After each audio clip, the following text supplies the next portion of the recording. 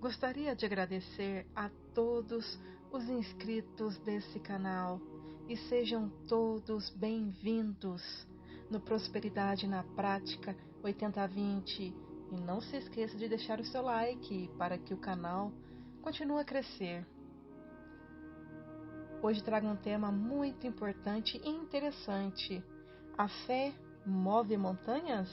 Por quê e como? Capítulo 4 do livro de Connie Mendes 4 e 1. Todo mundo conhece o ditado e o repete frequentemente. O repete como papagaio, pois não sabe em a realidade o que significa, nem o porquê, nem como é isso que a fé move montanhas. Poucos sabem que o medo também move montanhas. O medo e a fé são uma mesma força.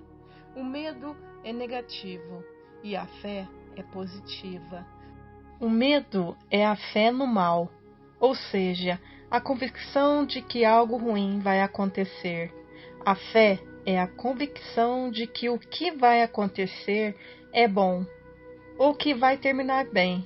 O medo e a fé são duas faces da mesma moeda. Preste atenção, você jamais tem medo de que vai te acontecer algo bom e jamais tem fé que vai acontecer alguma coisa má. Sempre associamos a fé a algo que desejamos e não creio que você deseja mal para você mesmo. A isso você tem medo? Não é verdade. Tudo o que você tem medo, você atrai e acontece. Agora, quando acontece geralmente, você diz com um ar triunfante: "Ah, eu sabia", ou pressenti, e sai correndo a contá-lo e repeti-lo para mostrar os seus dotes de clarividentes. O que aconteceu, na verdade, é que você o pensou com medo. Você pressentiu, claro, ou pressentiu, você mesmo está dizendo. Você sabe que tudo o que pensa, sentindo ao mesmo tempo uma emoção, é o que se manifesta ou se atrai. Você o antecipou e esperou. Antecipar e esperar é fé. Agora, preste atenção. Tudo o que você espera com fé vem e acontece. Então, se você sabe que tudo isso é assim, o que te impede de usar a fé para tudo o que você deseja? Amor, dinheiro, saúde, dentre outros. É uma lei natural, é uma ordem divina. Cristo o ensinou com as seguintes palavras que você conhece: tudo o que pedires em oração, crendo, o receberás. Eu não inventei, está no capítulo número 21, versículo 22 de São Mateus. E São Marcos o expressa mais claro ainda: tudo o que pedires orando, crendo, o receberás. São Paulo o diz em palavras que não têm outra interpretação. A fé é a certeza do que se espera, a convicção do que se vê. Acima te disse que a fé é a convicção do bem. Agora, te direi que a convicção vem pelo conhecimento. Suponhamos que você vive no interior e que jamais foi à capital. Você quer ir para a capital e toma o trem, o carro ou o avião. Você sabe onde fica a capital e como chegar lá.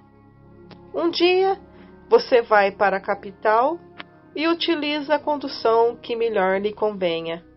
Porém, pelo caminho, você não vai com medo de desviar-se para a lua.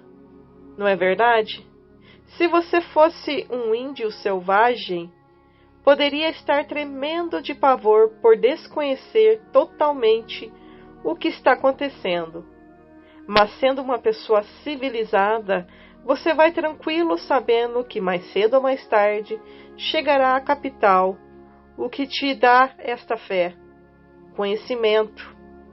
A ignorância dos princípios da criação é que faz que o mundo tema o mal. Não saiba empregar a fé, nem sequer o que é ela. A fé é a convicção, segurança, mas é necessário que esteja baseado no conhecimento. Você sabe o que a capital existe e vai até ela. Por isso, você sabe o que não vai parar na lua. Agora, você sabe que quando deseja algo, se tem medo de não obtê-lo, não obterá.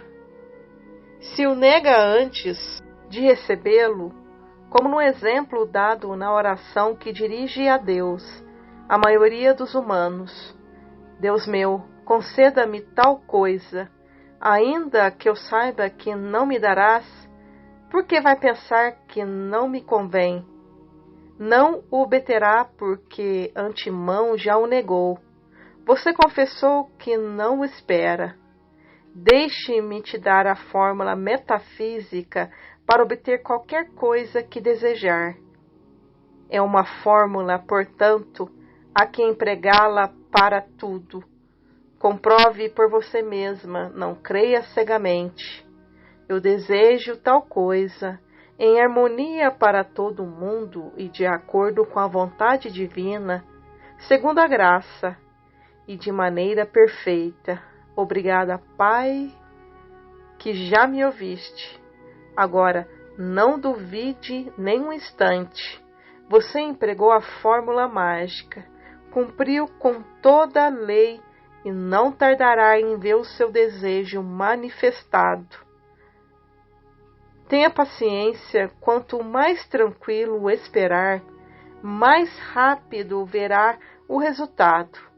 A impaciência, a tensão em tentar empurrar mentalmente destrói o tratamento. A fórmula é metafísica, o que se chama um tratamento.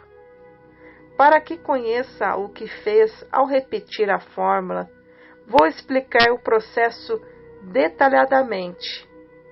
Ao dizer em harmonia para todo mundo, você eliminou todo o perigo de que sua conveniência prejudique a outro, como também se faz impossível desejar mal para o outro. Ao dizer de acordo com a vontade divina, se o que você deseja é menor que perfeito para você, verá acontecer algo muito melhor do que esperava. Neste caso, significa o que estava desejando não ia ser o suficiente. Não ia ser tão bom quanto você pensava. A vontade de Deus é perfeita. Quando você diz segundo a graça e de maneira perfeita, encerra um segredo maravilhoso. Mas deixe-me te dar um exemplo do que acontece quando não se sabe pedir segundo a graça e a perfeição. Uma senhora necessitava urgentemente de uma soma em dinheiro e pediu para o dia 15. Tinha absoluta fé de que o receberia, mas seu egoísmo e indiferença não inspiraram a pedir com alguma consideração para os outros. No dia seguinte, um carro atropelou a sua filha e no dia 15 recebeu a soma exata que havia pedido. A seguradora lhe pagou pelo acidente da sua filha. Ela trabalhou contra a lei e contra ela mesma. Pedir segundo a graça e de maneira perfeita é trabalhar com a lei espiritual, a lei de Deus, que se manifesta sempre no plano espiritual. Ali, no plano espiritual, tudo é perfeito, sem obstáculos, sem inconvenientes, sem tropeços, nem danos para alguém, sem lutas, nem esforços, bem suave, tudo com grande amor. E esta é a nossa verdade. Essa é a verdade que, ao ser conhecida, nos faz livres. Obrigada, Pai, que já me ouviste. É a expressão mais alta de fé que podemos abrigar. Jesus a ensinou e a aplicava em tudo, desde antes de partir o pão, como que alimentou as 5.000 pessoas, até para dizer como transformar o vinho em seu sangue, dando graça ao Pai antes de ver a manifestação. Como irá vendo, tudo o que ensinou Jesus é metafísico. Tudo que você desejar, tudo e que necessitar, você pode manifestar. O Pai já previu tudo, já te deu tudo, mas há que ir pedindo à medida que se sinta a necessidade. Somente há que recordar que não se pode pedir mal para o outro, porque volta para você, e tudo o que pedir para você deve pedir também para toda a humanidade, porque todos somos filhos do mesmo Pai. Por exemplo, peça grande, o Pai é muito rico e não gosta de mesquinhez. E não diga aí, Papai Deus, me deu uma casinha. Só te peço uma casinha, ainda que seja pequenininha, quando em realidade você necessita uma casa muito grande, porque a sua família é numerosa. Você receberá somente o que pede. Peça assim: Pai, dar a mim, a toda a humanidade, todas as maravilhas do teu reino. E agora faça a sua lista para ir fortificando a fé. Faça uma lista de coisas que você deseja ou que necessita. Enumere os objetos ou as coisas. Ao lado desta lista, faça outra enumerando coisas que você deseja ver desaparecer ou em você mesmo ou no exterior. No mesmo papel, escreva a fórmula que te dei anteriormente. Leia seu papel todas as noites. Você não deve sentir a menor dúvida.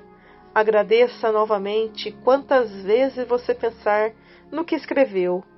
À medida que as coisas enumeradas se realizem, risque-as. E ao final, quando todas estejam realizadas, não seja tão mal agradecido de pensar: talvez estas coisas iam acontecer de qualquer jeito, porque é mentira. Você recebeu porque pediu corretamente.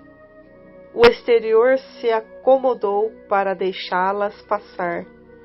Como você está muito acostumado a sentir medo por uma variedade de razões, cada vez que você se encontre atacado por algum medo, repita a fórmula seguinte, que irá apagando o reflexo gravado no subconsciente. Eu não tenho medo, não quero medo, Deus é amor e em toda a criação não há nada a temer. Eu tenho fé, quero sentir fé. Um grande mestre dizia: o único que se deve temer é o temor. Você deve repetir a fórmula ainda quando esteja tremendo de terror. Ainda mais neste momento, somente o desejo de não ter medo e o desejo de ter fé bastam para cancelar todos os efeitos do medo. E para nos situar no polo positivo da fé, suponho que você já conhece o princípio psicológico que diz: quando se apaga um costume, há que substituí-lo por outro. Cada vez que se nega ou se recusa uma ideia cristalizada no subconsciente, esta se apaga um pouquinho. O pequeno vazio que se faz deve ser completado imediatamente com uma ideia contrária, senão o vazio atrairá a ideia da mesma classe, que sempre estão suspensas na atmosferas pensadas por outros. Pouco a pouco, você perceberá que os seus medos desaparecem. Se é que você tem vontade de ser constante, repetindo a fórmula em todas as circunstâncias que se apresentem, pouco a pouco você verá que unicamente te aconteceram as coisas como você as deseja. Por seus frutos os reconhecereis, disse Jesus. Este grande instrumento, o poder do decreto, se apresenta à nossa atenção naquela extraordinária história da criação que encontramos nos primeiros capítulos do Gênesis na Bíblia. Sugiro que você leia este maravilhoso relato. Enquanto lê, você perceberá que o homem, isto quer dizer que eu, não foi criado para ser a peça de jogo das circunstâncias, a vítima das condições ou uma marionete movida de um lado a outro por poderes fora do seu domínio. Ao invés disso, encontramos que o homem ocupa o pináculo da criação, que longe de ser o mais insignificante do universo, é, pela mesma natureza dos poderes que lhe deu seu Criador, a suprema autoridade designada por Deus para reger a terra e toda coisa criada. O homem está dotado dos mesmos poderes do Criador, porque é feito à sua imagem, segundo a sua semelhança. O homem é um instrumento por meio do qual a sabedoria, o amor, a vida, o poder do Criador Espírito se expressa em plenitude. Deus situou o homem em um universo que responde e é obediente, incluindo seu corpo, seus assuntos, seu ambiente, e que não tem outra alternativa do que levar o efeito, os editos ou decretos de sua suprema autoridade. O poder de decretar é absoluto no homem. O domínio que Deus lhe deu é irrevogável. E ainda a natureza básica do universo é boa na avaliação do Criador. Pode aparecer antes ao homem somente como ele decrete que apareça. Vemos que enquanto o homem for obediente ao seu Criador, manteve seu poder de pensar e fazer decretos de acordo com o espírito do bem, que é a estrutura da criação. Viveu em um universo de bem, um jardim do Éden, mas quando o homem caiu, ao comer da árvore do conhecimento do bem e do mal, escolheu basear seu pensamento e usar seus poderes no bem e no mal, e o que a gente livre podia fazer. Imediatamente encontrou suor e cardos misturados com o seu pão de cada dia. Desde a queda, um homem se atarefou declarando seu mundo bom ou mal, e suas experiências são de acordo com os seus decretos. Isso demonstra indevidamente como responde o universo e quão completos e de grande alcance são o domínio e autoridade do homem.